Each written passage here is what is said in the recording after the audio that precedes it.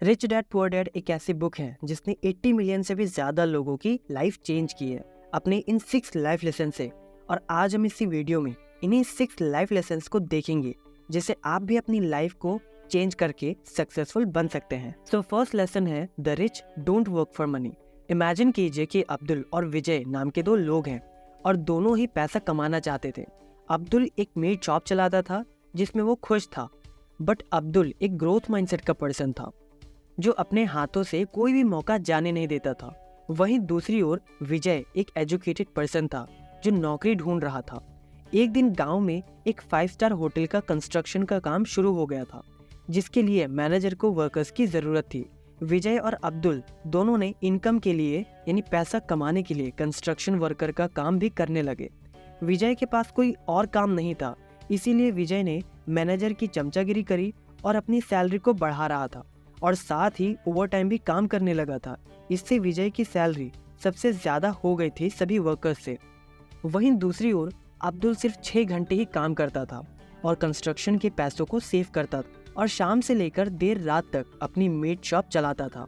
अब्दुल को ये रियलाइज हो गया था कि होटल कंप्लीट होने के बाद उन्हें वर्कर्स की जरूरत तो नहीं पड़ेगी, इसीलिए अब्दुल ने रिसर्च करना शुरू कर दिया था और दूसरी कोई जॉब ढूंढने लगा। रिसर्च में उसे ये पता चला कि ये होटल एक स्टार्टअप है और ये बहुत ही तेजी से ग्रो कर रही है और पूरी इंडिया में अपने आउटलेट्स एक्सपैंड कर रही है। थोड़ी सी रिसर्च के बाद उसे ये भी पता चला कि इस कंपनी के शेयर्स पब्लिक हैं, यानी कोई भी इसके शेयर्स खरीद सकता है।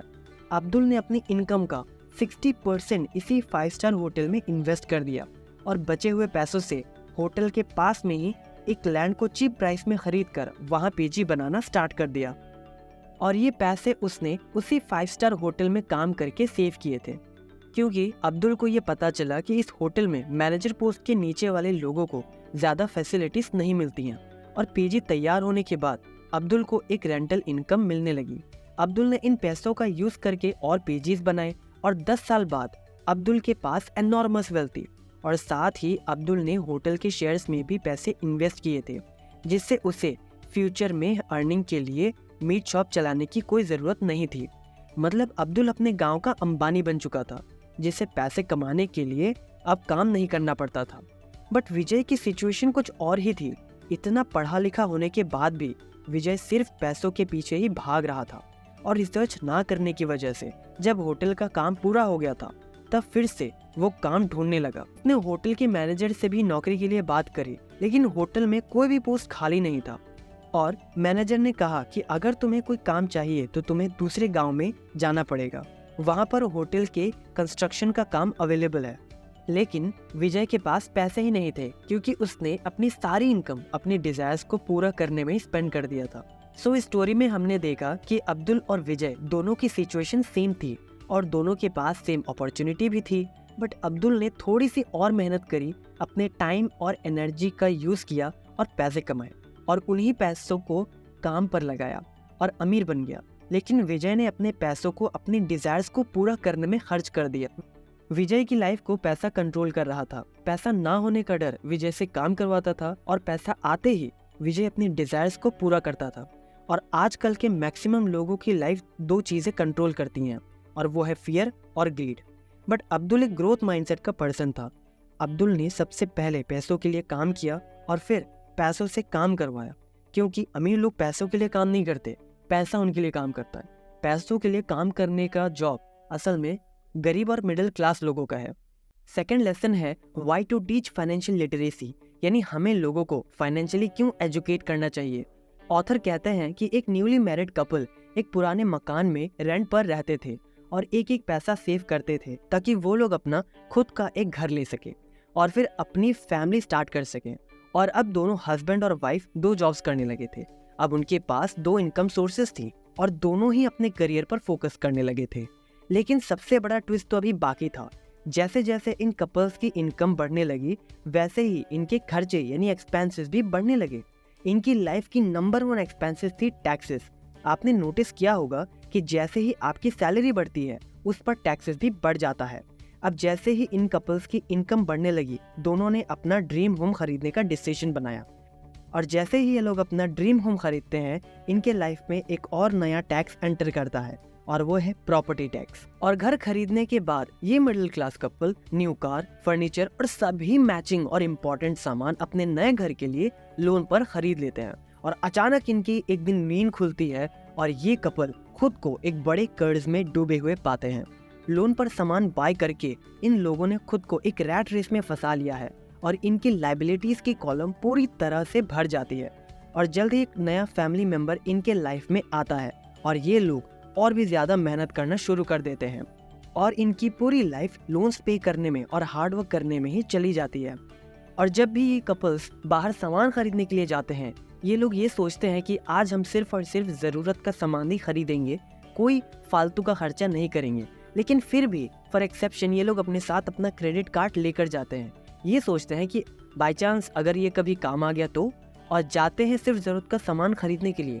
लेकिन ज़रूरत का सामान खरीदने के साथ ही ये लोग उन चीज़ों को भी खरीद लेते हैं क्रेडिट कार्ड पर जो चीज़ इन्हें अच्छी लगती है, जैसे कि वॉलेट, पर्स, कोई ड्रेस एंड एक्सेट्रा। इससे हमें पता चलता है कि हमें अपने इमोशंस को कंट्रोल करके सोचना चाहिए और फिर डिसीजन लेना चाहिए, ना कि इमोशंस के साथ सोचकर डिसीजन लेना चाहिए।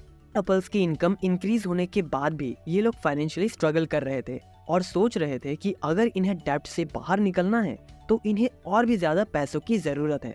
इन कपल्स को ये बात समझ ही नहीं आ रही थी, ज्यादा पैसा सिर्फ कुछ ही लोगों के फाइनेंशियल प्रॉब्लम्स को ही सॉल्व करता है और कई बार तो पैसा प्रॉब्लम्स को और भी ज्यादा बढ़ा देता है। एक्चुअली में हमारी इंटेलिजेंस ही प्रॉब्लम्स को सॉल्व करती है। इन कपल्स की रियल प्रॉब्लम ये थी कि ये लोग अपने कमाए हुए पैसों को कैसे स्पेंड करें, यानी हाउ टू मैनेज मनी। और ये मैक्सिमम लोगों के साथ फाइनेंशियल एजुकेशन की कमी की वजह से होता है। जिन लोगों को एसेट और लायबिलिटीज के बीच का डिफरेंस पता नहीं होता है, वो लोग ही इन कपल्स की तरह रैट रेस में फंस जाते हैं। हम एक ऐसे वर्ल्ड में जी रहे हैं जो टाइम के साथ बहुत ही तेजी से ग्रो करने के साथ ही चेंज भी बहुत तेजी से हो रही है और फ्यूचर में ऐसी बहुत सी ups and downs, booms and burst हमें देखने को मिल सकते हैं। और अगर हमें इन अपॉर्चुनिटीज का एडवांटेज लेना है, बेनिफिट लेना चाहते हैं, तो इसके लिए हमें अपनी फाइनेंशियल फाउंडेशन को स्ट्रॉन्ग और फाइनेंशियल एजुकेशन में इन्वेस्ट करना पड़ेगा। हमें अगर अमीर बनना है तो हमें सबसे पहले एसेट्स और लायबिलिटीज के बीच का डिफरेंस जानना ही होगा। और इसके लिए एक बेस्ट तरीका ये है कि हम इस बुक को एक बार अच्छे से पढ़ें और नॉलेज गेन करें। लिंक डिस्क्रिप्शन में मिल जाएगा, मस्ट चेकआउट। इमेजिन कीजिए कि सुनील और मनदीप नाम के दो लोग हैं जो एक ही बैग में काम करते हैं। दोनों ही हार्ड वर्किंग पर्सनालिटी के हैं और दोनों ही पैसा कमाने में बिलीव रखते हैं। दोनों ही अलग अलग तरीके से पैसे कमाने के बारे में सोचते हैं।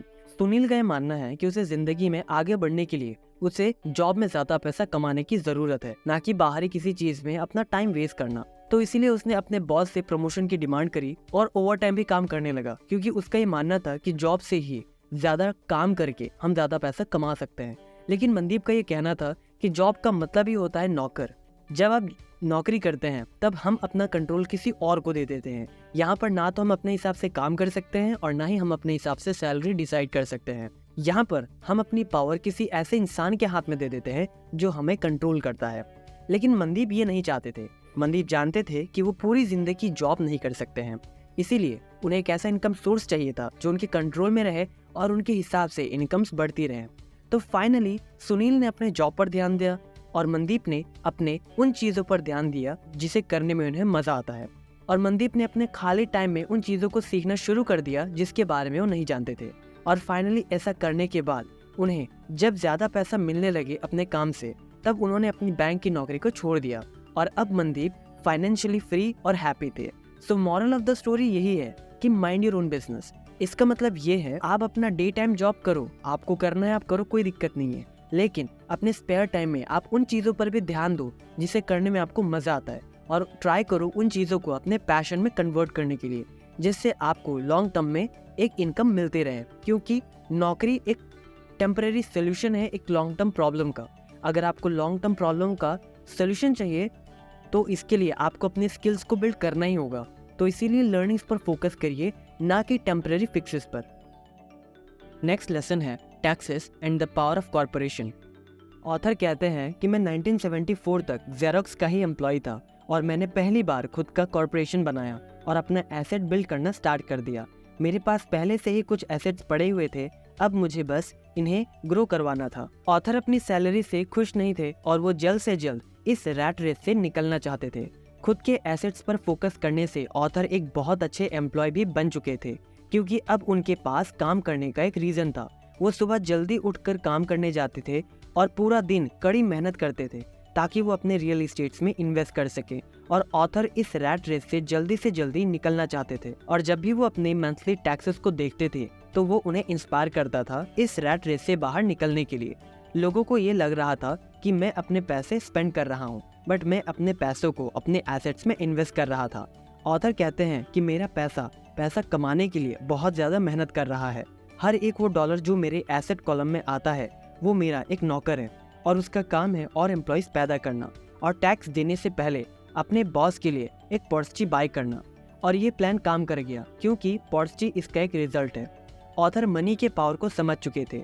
वो जानते थे कि अगर हम पैसे के लिए काम करते हैं तो हम अपने बॉस को खुद का कंट्रोल दे रहे हैं, और अगर हम पैसे से काम करवाते हैं तो हम इस अमेजिंग मनी की पावर को खुद कंट्रोल करते हैं। ऑथर के अकॉर्डिंग असली कैपिटलिस्ट इंसान अपनी फाइनेंशियल नॉलेज को यूज करता है अपनी वेल्थ को प्रोटेक्ट करने में, जिसके लिए अमीर लोग कॉर्पोरेशंस, लॉस और कई सारे लूप होल्स का यूज करते हैं, और ये अमीर लोगों का सबसे बड़ा सीक्रेट है। नेक्स्ट लेसन है द रिच इन्वेंट मनी। इस लेसन में ऑथर कहते हैं कि ट्रूली कैपिटलिस्ट इंसान अपनी फाइनेंशियल नॉलेज का यूज करता है और हर सिचुएशन से बाहर निकलने का रास्ता ढूंढ निकालता है। जो पर्सन अपनी फाइनेंशियल इंटेलिजेंस का यूज करके प्रॉफिट कमा रहा है हर सिचुएशन में, उसे फर्क नहीं पड़ता कि वर्ल्ड की इकोनॉमी डाउन जा रही है या अप जा रही है, वो इंसान ऑथर के हिसाब से ट्रूली फाइनेंशियली एजुकेटेड है। इमेजिन कीजिए कि आप अपने घर में सोफे पर बैठकर डिनर कर रहे हैं और सडनली टीवी में न्यूज आती है कि इंडिया की मार्केट की जो कंडीशन है वो बहुत ही ज्यादा बिगड़ चुकी है और सभी स्टॉक्स के प्राइसेस नीचे जा रहे हैं। इस सिचुएशन में बहुत से लोग पैसे सेव करेंगे और दूसरों को भी यही एडवाइस देंगे, बट जो लोग सोफिस्टिकेटेड और इंटेलिजेंट इन्वेस्टर्स हैं उन लोगों के लिए ये एक अपॉर्चुनिटी है जिसका वो लोग फायदा उठाएंगे, क्योंकि ये मार्केट कंडीशन उनके लिए बेस्ट है। लेट्स से साल 2000 में इंडिया की इकोनॉमी बहुत डाउन चल रही थी और उस वक्त SBI बैंक के पर शेयर का प्राइस था 20 रुपीज। अगर हमने उस वक्त SBI के 100 शेयर्स 20 रुपीज पर शेयर के हिसाब से इन्वेस्ट किया होता तो टोटल इन्वेस्टेड अमाउंट होगा 100 इंटू 20 2000 रुपीज। 2023 ईयर में SBI के शेयर्स का प्राइस 20 रुपीज से 500 रुपीज तक बढ़ चुका था। सो 23 ईयर्स का टोटल इन्वेस्टमेंट अमाउंट होगा number of shares into current price, यानी 100 इंटू 500 यानी कि 50,000 रुपीज, यानी 23 ईयर्स में 25x का रिटर्न। सो अगर आपको अपॉर्चुनिटीज दिखती है तो देर मत करिए, उस पर एक्शन लीजिए और ग्रो करिए। भी मौके को हाथ से जाने मत दीजिए। अगर आपको कोई चीज समझ नहीं आ रही है तो उसमें अपने पैसे इन्वेस्ट मत करिए, क्योंकि बिना सोचे समझे अगर आप अपना पैसा इन्वेस्ट करोगे तो वो एक्चुअली गैम्बलिंग होगा, इन्वेस्टमेंट नहीं। हम सभी लोग एक बात जानते हैं कि अमीर लोग पैसा बनाते हैं, यानी रिच इन्वेंट मनी, बट हम एक बात भूल जाते हैं कि अमीर लोग अपनी फाइनेंशियल फाउंडेशन को बहुत ही ज्यादा स्ट्रॉन्ग रखते हैं ताकि वो लोग अपना एम्पायर बिल्ड कर सके। सो हमें लर्निंग पर ध्यान देना चाहिए, ना कि अर्निंग पे, जो कि हमारा नेक्स्ट लेसन है। सो फाइनल लेसन है rich work to learn, do not work for money. एक बार एक न्यूज रिपोर्टर ऑथर का इंटरव्यू ले रही थी। उस न्यूज रिपोर्टर ने ऑथर से कहा कि मैं आपके जैसी एक फेमस ऑथर बनना चाहती हूँ, बट कुछ प्रॉब्लम्स की वजह से मैं आगे नहीं बढ़ पा रही हूँ। ऑथर ने उनकी राइटिंग स्किल्स को देखा और वो बहुत ज़्यादा खुश हो गए, क्योंकि उनकी राइटिंग में कुछ ऐसा था जो रीडर्स को एंगेज रखता था। ऑथर ने उस न्यूज़ रिपोर्टर की मदद करने के लिए उन्हें कहा कि आप सेल्स की ट्रेनिंग ले लीजिए। ये सुनकर वो न्यूज़ रिपोर्टर बहुत ही ज़्यादा गुस्सा हो गई और वहाँ से चली गई। ये देखकर ऑथर को काफ़ी ज़्यादा बुरा लगा और वो ये सोच रहे थे कि काश उन्होंने ऐसा नहीं कहा होता। लेकिन बाद में ऑथर को ये रियलाइज़ हुआ कि ये पूरी की पूरी दुनिया सिर्फ पैसा कमाने के लिए ही भाग रही है, कोई भी सीखना नहीं चाहता। ये पूरी की पूरी दुनिया टैलेंटेड और हार्ड वर्किंग लोगों से भरी हुई है और हम उन लोगों से रोज़ मिलते हैं और इन लोगों को ये बात पता ही नहीं होती है कि ये लोग फाइनेंशियल फ्रीडम से सिर्फ एक स्किल ही दूर होते हैं। अमीर लोग टाइम के साथ चेंज होते हैं और उन चीजों को सीखते हैं जिससे उन्हें फ्यूचर में एक पैसिव इनकम मिलती रहेगी। और अमीर लोगों का ये दूसरा सबसे बड़ा सीक्रेट है और वो ये है कि अमीर लोग सीखने के लिए काम करते हैं, न कि पैसे के लिए। फॉर एग्जाम्पल, रॉबर्ट कियोसाकी ने अपने डैड के लिए फ्री में काम किया था। नेपोलियन हिल ने उस इंसान के लिए 20 साल तक काम किया था जो उस टाइम के सबसे फेमस पर्सन थे। वॉरेन बफेट ने बेंजामिन ग्राहम के लिए फ्री में काम किया था और तब जाकर आज वो लोग इतने बड़े सक्सेसफुल लोग बने हैं। अगर आप भी सीखते रहना चाहते हैं तो लर्न को सब्सक्राइब जरूर करें।